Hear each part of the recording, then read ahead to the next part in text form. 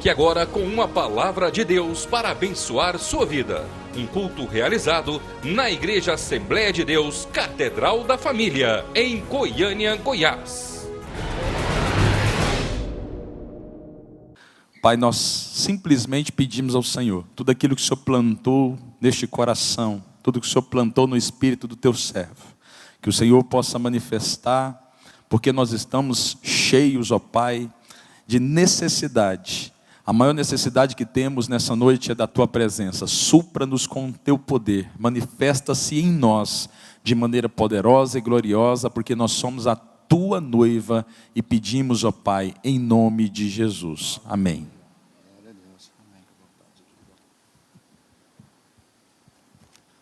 A quem não cumprimentei, a graça e a paz do Senhor Jesus. Podeis assentar, por favor. Nós temos por temática essa noite, relacionando com Deus. Mas antes de adentrarmos na referência bíblica, para trazer uma reflexão para nós, eu quero me introduzir de uma forma diferente. A Bíblia, ela tem resposta para todas as perguntas, embora ela não é obrigada a responder todos os nossos questionamentos. O dia em que a palavra de Deus, a Bíblia, deixar de ter resposta às nossas indagações, ela deixa de ser Bíblia. Sabe quando isso vai acontecer? Absolutamente nunca, jamais. Porque ela é a palavra de Deus, Deus é sublime, a quaisquer que seja o ponto mais elevado que você possa imaginar nesta vida. Tive a felicidade, por vezes, de participar de um movimento, de uma reunião, e lá havia um grupo de pessoas, e surgiu algumas perguntas. Meu irmão, vou abaixar, porque eu estou me sentindo muito alto aqui. Muito indiferente, distante também de vocês. A Bíblia diz que o Senhor está mais próximo de nós do que nós de nós mesmos, porque Ele habita dentro de nós. Aí no meio desse monte foi feita certa pergunta: por que o Senhor não se manifesta? Por que o Senhor não se revela a nós? Falei, olha, a pergunta tinha que ser o inverso. Por que o Senhor não se oculta? Por que o Senhor não se ausenta de nós?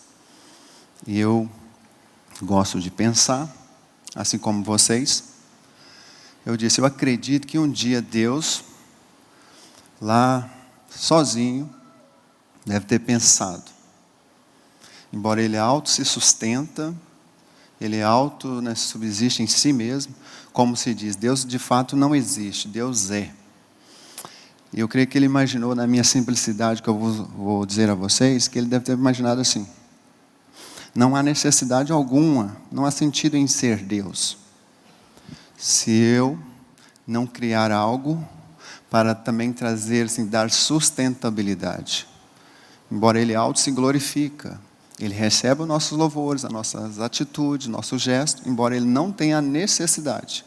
Mas tudo quanto é manifestado, qualquer reação que nós temos, Ele recebe. Porém, Ele não tem essa necessidade. Em nenhum momento, nem dos seres angelicais, nem de qualquer obra existente, mas Ele sempre está relacionando. E no que me levou a admirar, então, Deus, por ser tão poderoso e sublime, viu-se na necessidade de criar alguma coisa e também dar sustentabilidade. E Deus, mais do que nunca, achou por bem nos criar a sua imagem e também a sua semelhança. Isso é bom por demais. E como eu disse, nós temos por temática essa noite, relacionando com o Senhor. Parece ser simples, mas requer alguns valores, requer renúncia, requer prática, requer convivência. Ou seja, ninguém pode dizer que conhece o outro sem relacionar, sem conviver. Eu tenho uma ideia de quem é a nossa presidenta, mas de fato eu não a conheço. Assim você só vai conhecer Deus, saber quem é Deus, se você relacionar com Ele. Meus irmãos, o Senhor me levou um texto, no qual também eu pudesse encaixar o meu contexto. E o texto que eu quero estar compartilhando com vocês está no Evangelho de Lucas, capítulo 14, do verso 15 a seguir. Vamos ver até onde o Senhor quer falar conosco essa noite. Vocês estão aí, né? Glória a Deus. De fato, Ele o é. Está escrito que na presença do Senhor, até a tristeza salta de alegria. O salmista disse: alegrei-me com aqueles que me disseram, vamos à casa do Senhor. Pessoas, durante a sua trajetória ou na passarela da vida, recebem tantos convites para estar em tantos lugares. Com certeza, muitos foram convidados para estar aqui conosco, mas acharam por bem estar em outros lugares ou em outro ambiente. E uma atitude como essa pode definir todo um histórico, toda uma vida. E eu sei que hoje, mediante esse texto, será um divisor de água para muita gente aqui. Né? Eu acredito nisso. O Evangelho de Lucas, capítulo 14, verso 15 a seguir, assim está escrito. Ora, ouvindo tais palavras, um dos que estava com ele à mesa, disse-lhe, bem-aventurado aquele que comer pão no reino de Deus. Verso 16. Ele, porém, respondeu, certo homem deu uma grande ceia e convidou muitos. A hora da ceia, enviou seu servo para avisar os convidados, vinde, porque tudo já está preparado. Não obstante, todos a uma começaram a escusar-se. Disse o primeiro, comprei um campo e preciso ir vê-lo, rogo-te que me tenhas por escusado. Verso 19, o outro diz, comprei 5 juntas de bois e vou experimentá-las, rogo-te que me tenhas por escusado. Verso 20, e outro diz, casei-me e por isso não posso ir. Voltando o servo, tudo contou ao seu senhor. Então, irado, o dono da casa disse ao seu servo, sai depressa para as ruas e becos da cidade e traz para aqui os pobres, os aleijados, os cegos e os coxos. Depois disse o servo, Senhor, feito está como mandaste, e ainda há lugar. Respondeu-lhe o Senhor, sai pelos caminhos e atalhos e obriga a todos a entrar para que fique cheia a minha casa. Até aqui, e mantenha a palavra do Senhor aberta, por favor. Jesus foi convidado para um banquete. Ali, todos os anciãos, os escribas, fariseus, saduceus, todas as pessoas da alta sociedade que estavam ali em torno de Jesus, vendo todo o desfecho, uma pessoa tentando passar por sabichão, por inteligente, ele teve uma ideia, uma visão do reino de Deus. Ele disse, bem-aventurado aquele que comer pão no reino de Deus. Ele teve uma ideia, porém não sabia como chegar até o reino do Senhor. Mas Jesus, como Senhor da história e como grande oportunista, não deixando passar despercebido, ele achou por bem então descortinar, mostrar a realidade dos judeus. Ele disse que um certo homem preparou uma grande ceia, um grande banquete. Quando tudo já estava preparado, disse para o teu servo, vai e anuncia, para que venha e participe. Meus irmãos, há tantas classes de pessoas, aqui nesse texto também não se fala de tribos, nem de povos, nem de nações, mas de classe de pessoas. A classe de pessoas que o Senhor está pelas ruas à procura, a classe de pessoas que o Senhor não está pelas ruas da cidade à procura, mas está na porta, como o caso do pai do filho pródigo, e espera que o filho volte. E há uma outra classe que o Senhor também não está na porta e nem está na rua. Ele está na janela, aguardando o retorno. E há uma outra classe que o Senhor não está nem na rua, nem na porta, nem na janela. Ele está na mesa com aqueles que o aceitaram e que vive para todos sempre com Ele. Eu não sei em qual classe você vai inserir essa noite, mas eu acredito que é essa que está na mesa com o Senhor. Diz o primeiro, avisa lá o teu Senhor que eu comprei terra, que Ele compreendas, portanto que Ele teme por escusado, ou seja, falsa desculpa, pretexto. Jamais um judeu ou qualquer pessoa em sã consciência vai comprar terra à noite, vai averiguar, saber se o lote realmente tem erosão, se o lote é justamente o que ele queria comprar. De maneira alguma, diga lá que ele compreendas. A segunda classe diz, olha, eu comprei animais, diga ao teu Senhor que compreendas, portanto eu tenho que ir lá vê-los. Quem também em sã consciência vai comprar animais à noite, vai ver se os animais são defeituosos ou são de qualidade. Nenhuma pessoa, sem pé e sem cabeça. A terceira classe disse, olha, eu casei, diga lá ao teu Senhor. O texto não diz que o terceiro arrumou desculpa. Casei, não posso ir. Há tantas pessoas que se envolvem com os valores deste mundo, como da primeira classe, que se apega a tal maneira os bens materiais, que o seu coração, a sua mente fica tão obcecada como o caso de Balaão, Eu vou fazer algumas colocações teológicas, depois nós vamos parar de navegar e vamos mais no sentido prático e direto, tanto da minha vida quanto com a sua. Mas Balaão, pastor aqui bem instruído na palavra do Senhor aqui, muitos, às vezes, fala por estar habituado a ouvir, mas Deus não falou através da jumenta. Deus permitiu que a mula falasse em defesa própria. Balaão ficou tão obcecado pela proposta que ele recebeu de Balaque para amaldiçoar o povo de Israel.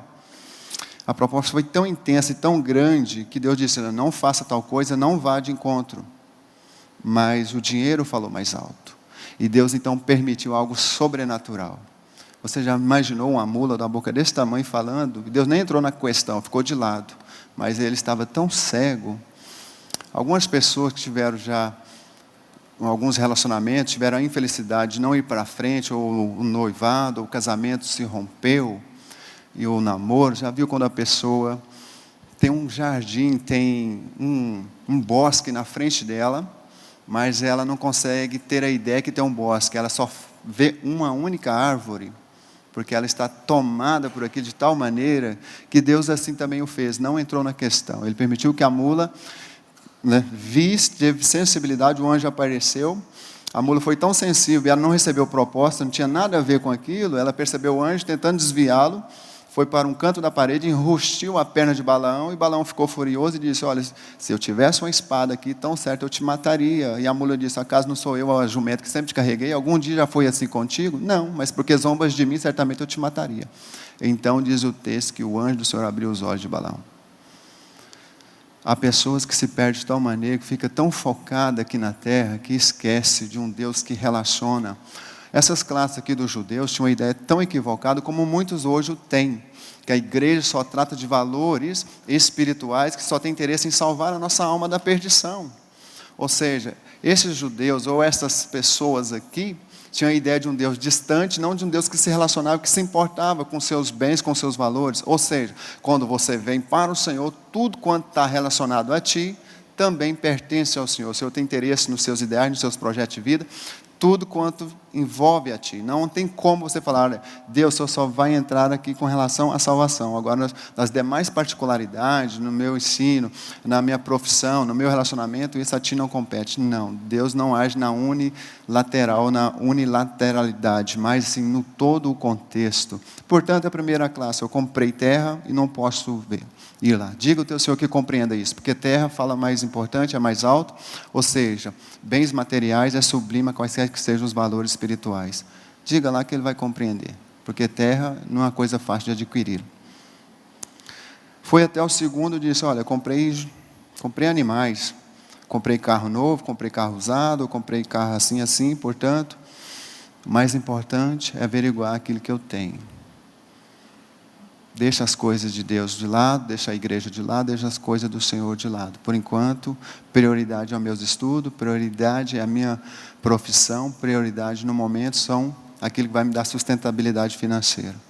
Deus está em outro lugar e só trata de valores espirituais. E o terceiro, que também que é lamentável, é que ele casou-se, ao invés de relacionar, vir para a igreja, construir a sua família, onde tem amizade saudável, onde você vai instruir os seus filhos, onde você tem pessoas confiáveis. Não, ele achou por bem a influência do mundo. Ou seja, o texto em si está dizendo que essa pessoa que casou, não é no sentido literal, físico. Há pessoas que casam com esse sistema corrompido e decaído. Se casa com a mídia, se casa, ou seja, com os vícios, com tanta coisa, com as drogas, com a prostituição. Estão tão habitoladas que elas não conseguem renunciar. Estão casadas. Seu interior está completamente enrustido nisso. O convite, o evangelho bate à porta e ela diz: aqui é melhor. Portanto, o servo vai até o Senhor e disse: olha, primeiro comprei um caminho, preciso ir vê-lo, rogo-te que tenhas por escusado, e por aí vai indo. O outro diz: comprei 5 juntas de boi, rogo-te que me tenhas, que ele entenda. E o outro: casei-me, por isso não posso ir. Voltando o servo, tudo contou ao seu senhor. Então, irado, o dono da casa disse ao seu servo: sai depressa para as ruas e becos da cidade. Meus irmãos, não é errado você determinar certas coisas, ter objetividade, ter uma convicção, uma certeza daquilo que Deus é na sua vida e daquilo que você também decidiu viver para o Senhor. Mas o texto aqui, ele é muito claro. Deus não muda a essência dele, em hipótese alguma. Você pode mudar seu ponto de vista, seu modo de pensar e agir e viver. Tanto para com Deus, tanto para com a sociedade ou contigo mesmo. Mas Deus jamais vai deixar de ser Deus. Aqui o texto está dizendo que Deus não muda a sua essência, mas pode mudar os planos a favor da sua vida ou a favor da vida de quem quer que seja. Ou seja, as primeiras classes não quiseram, viraram as costas. Não quero nada simplesmente com o Senhor. Pois bem, está tudo preparado, não vou lançar fora. Há quem quer, há quem realmente está desesperado. Ou seja, se Deus lhe prometeu que tem algo para você aqui neste lugar, se você permanecer, Ele há de cumprir. Agora, saiba muito bem que Deus, como a igreja, a palavra do Senhor não impõe, o Evangelho se propõe. Se você o aceita, serás feliz. Se você não aceita, você está sujeito a responder pelos seus atos. Há uma colocação na linha teológica que ela não é tão bem assim aceita, mas as pessoas usam a vontade diretiva e a vontade permissiva. O que vem a ser isso? É uma linguagem simples, mas, ou seja, a vontade diretiva é quando Deus tem plano e você se dispõe e fala, eu quero viver os teus ideais, eu quero viver os teus planos. E a permissiva é quando Deus diz, tem algo para você, eu diz, não, Deus, eu é que vou decidir, eu que escolho o que é melhor para mim. Como o Evangelho não impõe, Deus não vai obrigá-lo, não vai descer a garganta abaixo aquilo que Ele tem para ti. Só que você se torna responsável pelos insucessos. Você não tem direito algum, jamais, chegar na presença do Senhor. Senhor, por que estou vivendo tal situação? Foste tu que escolheste. Mas quando você decide viver aquilo que Deus tem para ti, Ele se torna responsável. Ele dá sustentabilidade. Você tem direito, legalidade de chegar na presença do Senhor. Preciso disso e disso, porque eu estou vivendo.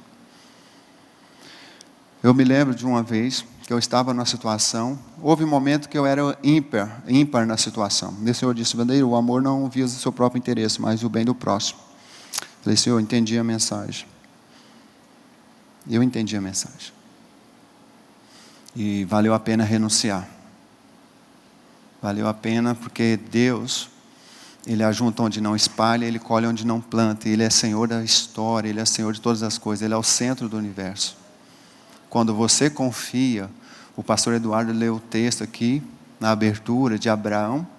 Abraão, por ser mais idoso, mais experiente, a promessa foi para ele tinha por direito, por nobreza, escolher a terra e deixasse Ló em segundo plano. Mas ele deu a liberdade para Ló. Ló, escolhe. Se tu fores para a direita, eu irei para a esquerda. Mas nós não podemos mais viver junto. O direito era de Abraão, mas ele, na sua nobreza, falou, escolhe tu. Veja o que é melhor para ti. E Ló, na sua ganância, sem visão de Deus, ele olhou apenas nos valores naturais. Mas feliz foi Abraão, porque confiou no Senhor. E falando um pouco de mim, houve alguns contextos, algumas circunstâncias, que eu apelei para o pior. Apelei para o pior porque eu acreditava de uma forma diferente acerca de Deus, até que Deus manifestou e mostrou um ser flexível, relacionável.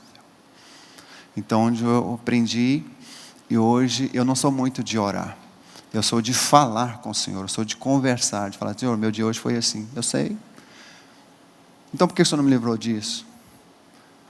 Porque eu não quis? E aonde está escrito que eu sou obrigado? Pois bem. E Deus se relaciona sempre que é o melhor para nós. E por vezes eu falo, Deus, me socorre. Ele falou, não. Tiveste tempo e fosse dedicar a outros valores. Se vira-te. Deus é assim. Deus não muda a sua essência, mas pode mudar os planos. Ele não obriga ninguém a viver.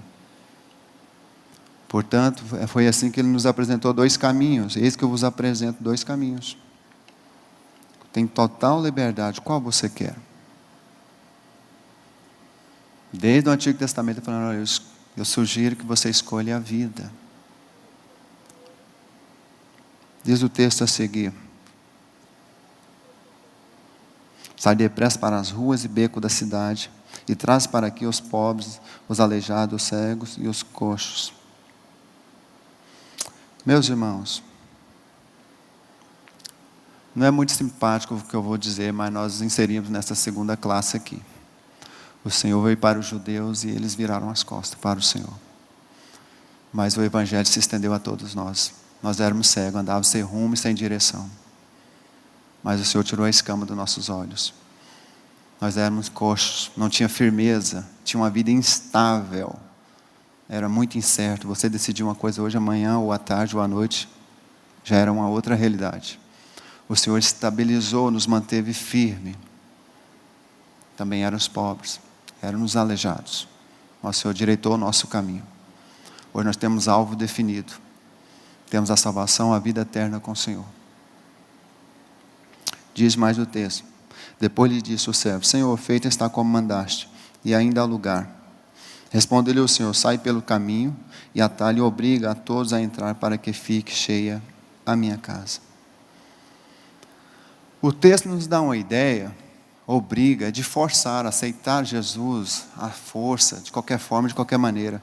Você tem que ir para a igreja, senão se você não aceitar Jesus, você não vai para o céu, você vai para o local de tormento. Não é isso que o texto está dizendo.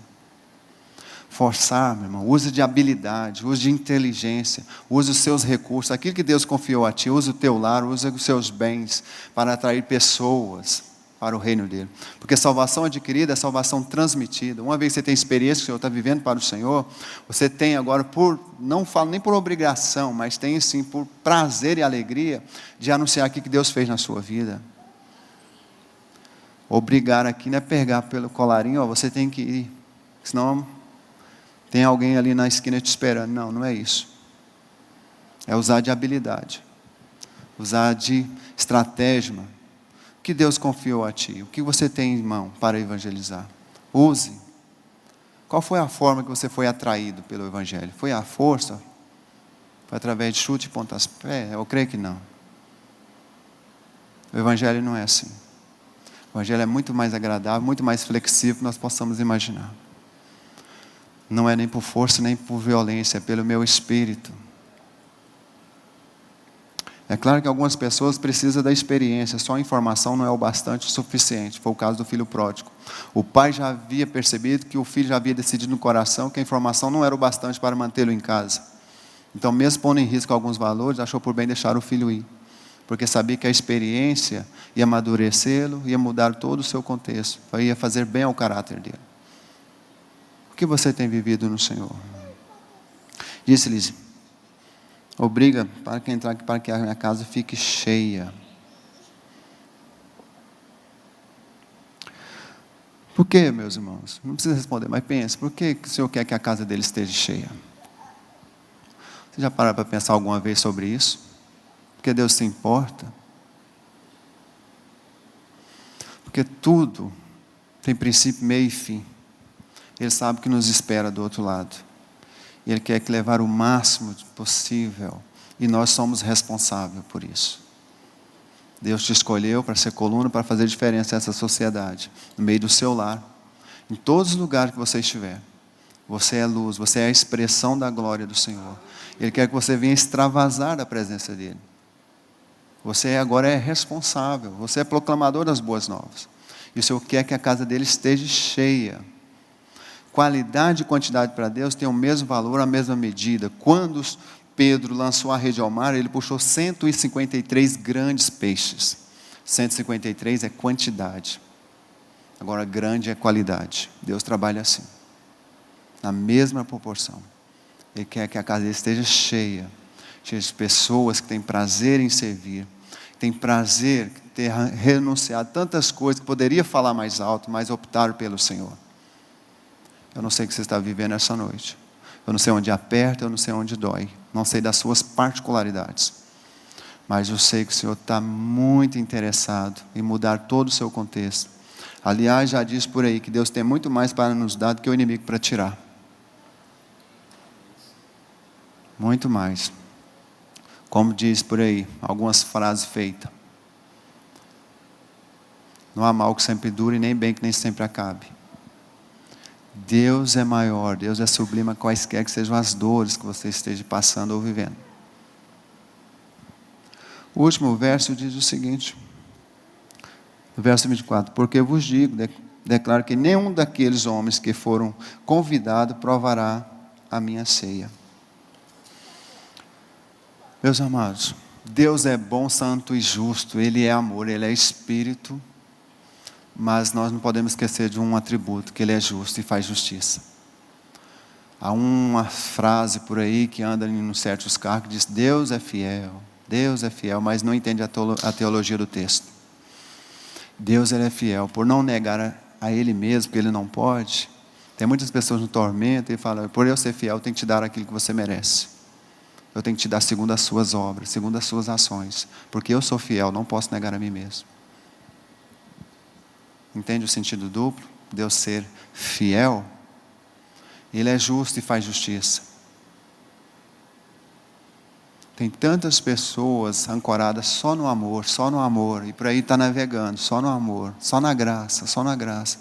Esquece que um dia Deus também vai requerer de nós, e vamos prestar conta daquilo que tem atribuído. O que você tem feito com aquilo que coloquei em tuas mãos, com a vida que eu te dei.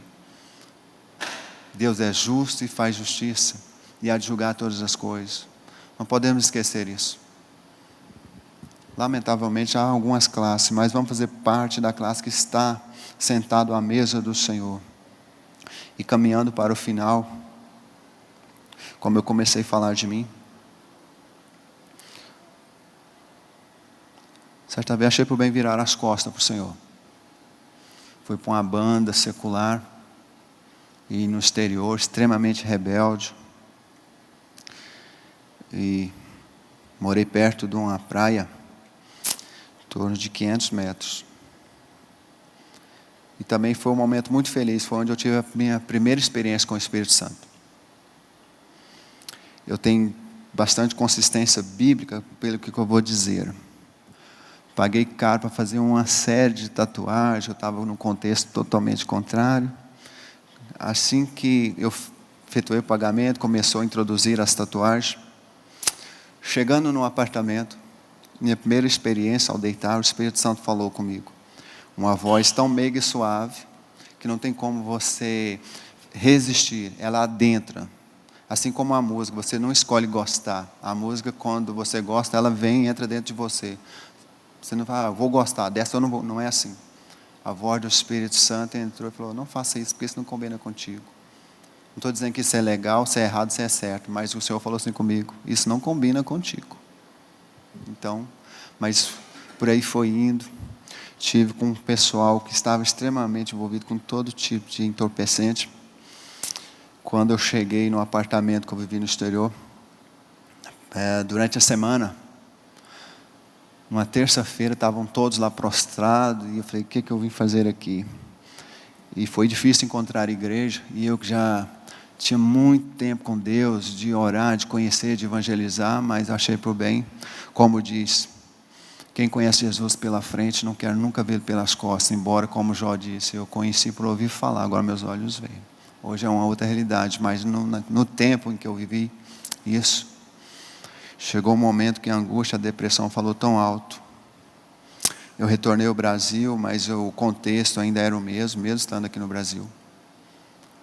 E eu acho que até o pastor Eduardo evidenciou quando cheguei aqui.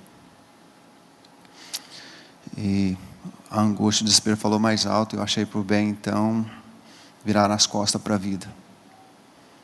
De uma forma clara, nua, eu vou destampar aqui para vocês.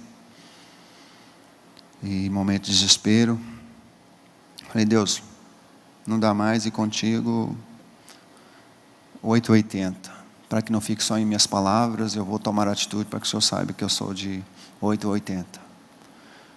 Aí por 3 vezes, enchi um copo de veneno, um copo americano, inseri tudo. Mas não houve nenhum efeito negativo. E falei: Deus, algumas pessoas, e eu, por vezes, eu não sou rígido, eu sou firme. Por vezes sou flexível, mas às vezes eu sou meio incisivo. Eu falei: Deus, algumas pessoas: olha, que milagre Deus fez na sua vida, que milagre, hein? Tu não desceste a sepultura. Eu falei: não, fez diferença, estou no mesmo contexto. Ele me poupou da morte, mas eu continuo na mesma situação. Então, ou seja, continuei da mesma forma. Aí vai eu de novo. Aí Deus, até quando vai continuar assim ou vai querer viver? Falei, Senhor, estou entendendo. Por vezes nossos olhos só permitem ver, ou só conseguimos ver aquilo que os olhos permitem. E quando você se envolve na circunstância tão grande, foi o caso de Agar, a Bíblia não diz que foi criada uma fonte ali no deserto, mas diz que o texto abriu os olhos dela e ela viu a água. Não sei se ali o Senhor criou ou não, se foi só questão da cegueira. Tem muitas pessoas assim, sem rumo, sem propósito, sem direção, que deixa os valores circunstanciais falar mais alto. E Deus sempre é sublime, quaisquer que sejam as necessidades. Por mais que está apertado, por mais que esteja doendo, Deus é maior. Vou ser um pouco poético aqui. Por maior que sejam as dores da espada cravada no coração, o amor de Jesus é sublime, quaisquer que sejam suas lágrimas. Meus irmãos, mais vale confiar no Senhor. Tentei por algumas vezes, mas o Senhor falou, não. Eu ainda não quero você aqui. Ainda tem muito para fazer aí. Hoje o meu contexto é outro. Estou casado, tenho um filho de 5 anos. Se Deus quiser me levar hoje, a briga vai ser feia. Não deixe não. Não deixe mesmo. Não é porque eu me apeguei demais a essa vida, não. É porque eu quero viver aquilo que Deus quer que eu viva. E vale a pena. Lá em Isaías diz, um ao outro ajudou, esforça-te. Você é maior do que aquilo que você está vivendo. Não se entregue. Se eu fosse ministrar sobre luta e perseverança, o texto que narra muito bem isso aqui, a parábola do semeador. Interessante que o semeador era o mesmo. As sementes tinham as mesmas qualidades, saiu do mesmo recipiente. Porém, as primeiras sementes caiu à beira do caminho. Vieram as aves, os pés também pisotearam. Ou seja, a palavra nem sequer adentrou no solo. Mas a segunda classe caiu entre rochedo. Começou a crescer, mas não tinha umidade, não tinha raiz. Pereceu. A outra caiu entre espinhos, começaram a crescer. Mas logo sufocaram. Mas o que me admira nesse texto não é apenas a classe dessas 3 pessoas ou da 4ª classe que foi uma terra fértil. O que me admira por demais é o semeador. A primeira tentativa, negativa, não deu resultado nenhum. Mas ele não parou, continuou a semear. Agora deve dar certo, tornei mais adulto. Os portugueses dizem que a primeira todos caem, a segunda cai alguns, a terceira só cai quem quer. Ou é tolo por demais, para cair na terceira vez. Mas o semeador vai, segunda vez, agora tornei mais adulto e mais experiente. Porém, começou a germinar. Opa, de repente, pereceu. Negativo. Vou pela terceira vez, não vou jogar a toalha por terra. Agora deve dar certo. Me qualifiquei, me preparei mais. Aí começou de novo. Opa, de repente, 3 vezes. Tinha tudo para desistir, o semeador. Não vale a pena. Mas vai ele mais uma vez. E na 4ª vez, deu 100 por 1. Meus irmãos, o Senhor ainda não concluiu a sua história. Ele tem uma nova página para ser reescrita. Confie no Senhor. Sempre o melhor ainda está por vir. Não é apenas teologia ou melodia para vos agradar. Aquele que iniciou a boa obra há de concluir. Porque Ele é fiel e justo para isso. Fique de pé, por favor. Antes de passar para o pastor Eduardo, eu quero estar orando. Deus, Tu nos trouxeste à Tua casa. E eu bem sei de uma forma simples, mas Tu falaste conosco. Seja engrandecido sobre cada vida, sobre o Teu povo que aqui congrega. Eu não sei as particularidades, as dores, a causa e necessidade daqueles que aqui estão. Mas Tu és maior, Tu és sublime para dar aquilo que tanto carece e necessita. que a resposta possa vir hoje, ó Deus, na vida relacional, financeira, efetiva, familiar, ministerial. Tudo quanto nós, ó Deus, seja atribuído, porque o Senhor é um Deus que relaciona, o Senhor tem um prazer em nos ver bem. A Ti confiamos na nossa causa e necessidade, não confiamos na nossa força e experiência, na nossa estrutura, mas em Ti que és sublime. Tu nos criaste a Tua imagem e semelhança, Tu nos formaste para a Tua glória e aqui nós estamos. Achamos por bem, meu Deus, viver para o Senhor, porque Tu és o bem maior, Tu és o caminho, a verdade e a vida. Fale e nos lava, vem, Senhor, vem nos redimir, nos reestruturar, nos manter firme e constante nos Teus propósitos. Deus, por maior que sejam as dores, por maior que seja, Deus, nos levante. Nos fortalece, nos cinge, nos dá, Deus, aquilo que tanto precisamos, a clareza do Evangelho, a estabilidade da Tua palavra no nosso espírito, na nossa alma, que nós não venhamos andar por dúvida, mas por fé, de fato, e por convicção. Deus, em nome de Jesus, guarde cada um, não deixe que o inimigo venha falar mais alto. Deus, por mais que seja difícil, mas nos mantém firme, perseverante, porque um dia Tu virás para buscar o Teu povo, para buscar a Tua igreja. Nos acha assim fazendo, vivendo para a Tua excelência e também, Deus, gerando para a Tua glória. Leva-nos a ser fornecedores de boas novas.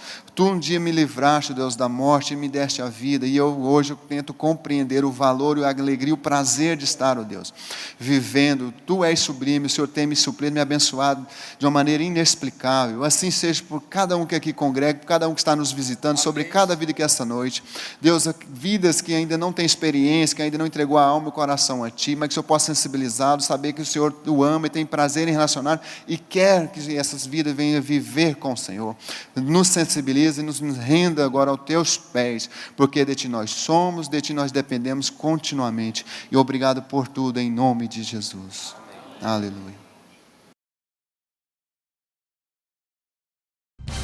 Participe da programação da Igreja Catedral da Família. De segunda a sexta-feira, às 6:30 da manhã, Oração de Davi.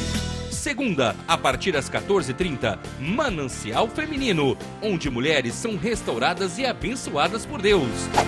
Segunda, a partir das 19h30, venha estudar Teologia com IBCAF, Instituto Bíblico da Catedral da Família.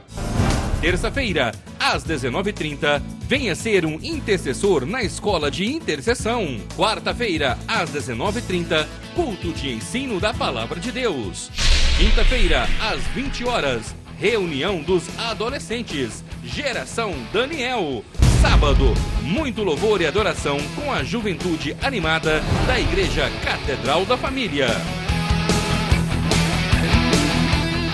Sábado, às 20h, Projeto Recomeçar. E domingo, às 9h da manhã, participe com sua família da Escola Bíblica Dominical. E domingo, às 18h, grande culto de celebração a Deus.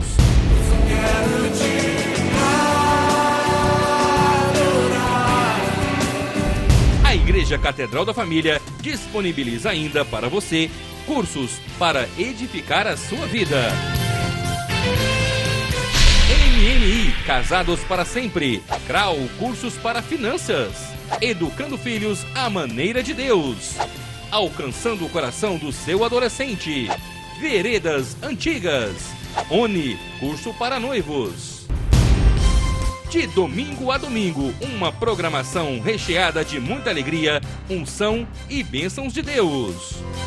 Informações 3281-4918 ou acesse o site www.catedraldafamilia.com.br.